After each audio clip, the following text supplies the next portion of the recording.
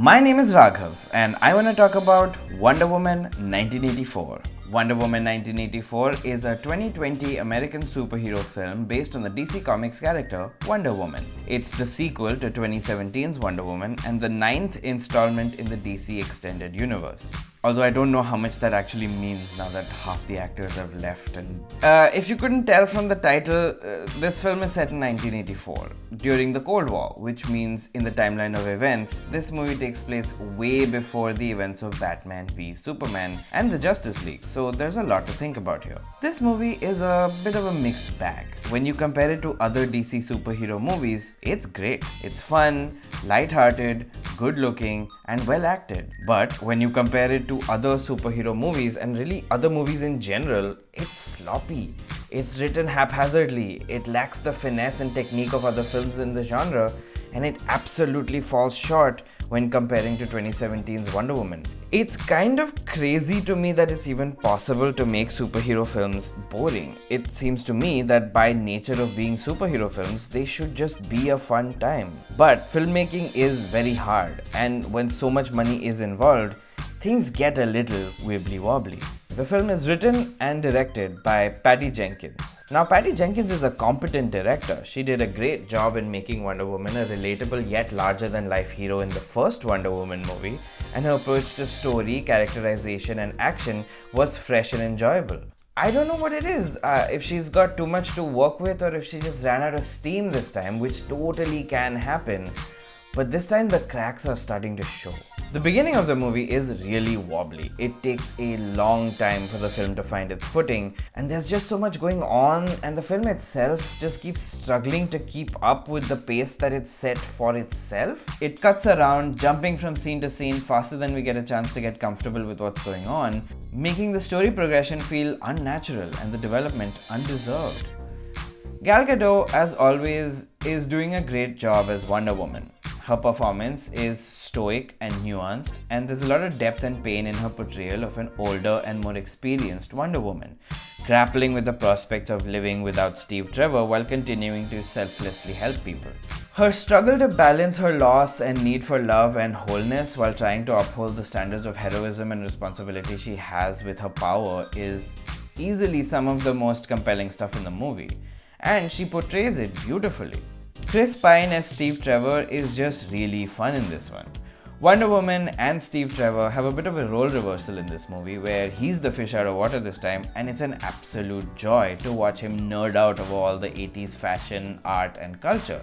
It's great, he's cute, I love it. He also works well as a moral sounding board for Diana, helping her come to terms with the sacrifices that she must make in order to fulfill her duties as Wonder Woman.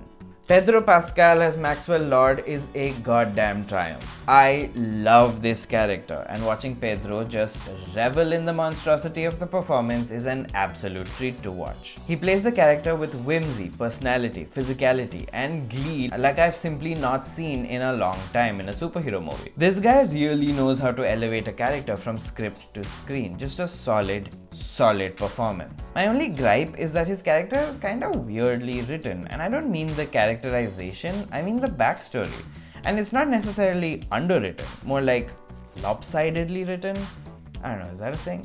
It's like he has these little bits of backstory, but they're not fully fleshed out, and they don't properly inform the character. And it feels like this is supposed to affect his character arc through the movie, but because of the half-hearted development of his story, it feels kind of forced. And also how, if Maxwell took a plane to go to the broadcast station and his son stayed back in his office, which is a plane ride away according to this, how did he just run out of the station in the end of the movie and find his son on foot? Is he just taking jets within Washington DC? The fuck is happening? And even then, how is he just running to where his son is? What's happening?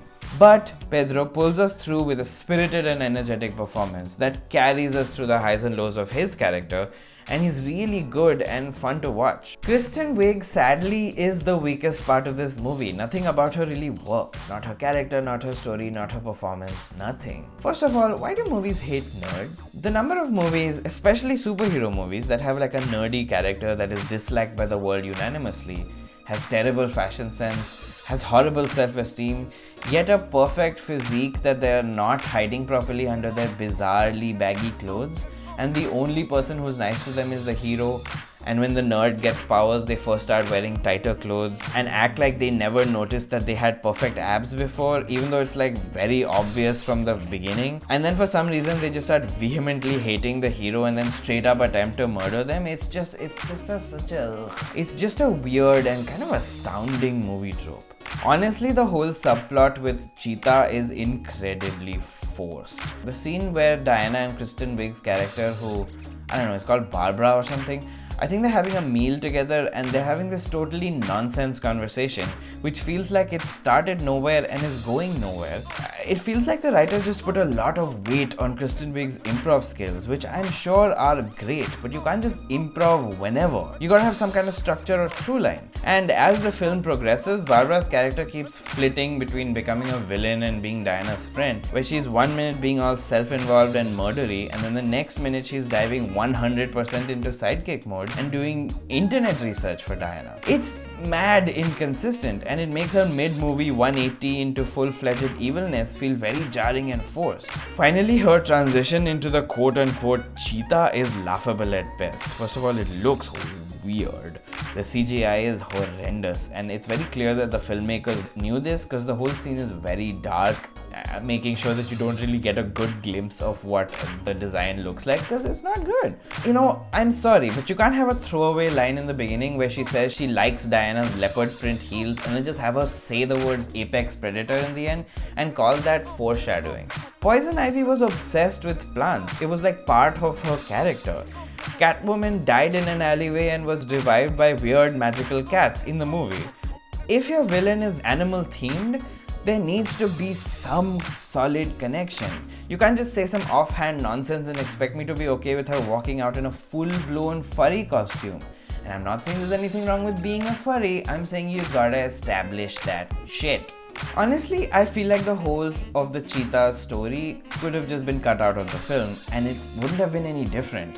And in fact, I think the film would have been better for it. I also absolutely hated how the climax resolved in the end. Diana gives a speech, Pedro Pascal just has a change of heart, and the whole world really comes together to renounce their wishes one by one. What is this, Peter Pan? I was really hoping for a clever ending, like we've all gotten used to watching the Justice League animated series and DC Comics. Wonder Woman is wickedly smart, and when she loses her powers, she should use her wit to outsmart the bad guys.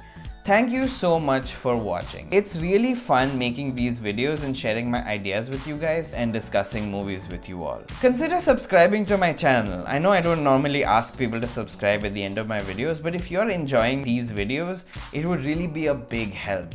As I'm sure you can imagine, writing, performing and animating these videos by myself is a lot of work, and the more subscribers I get, the closer I can get to actually doing this full time. Happy New Year, you guys, and see you next time.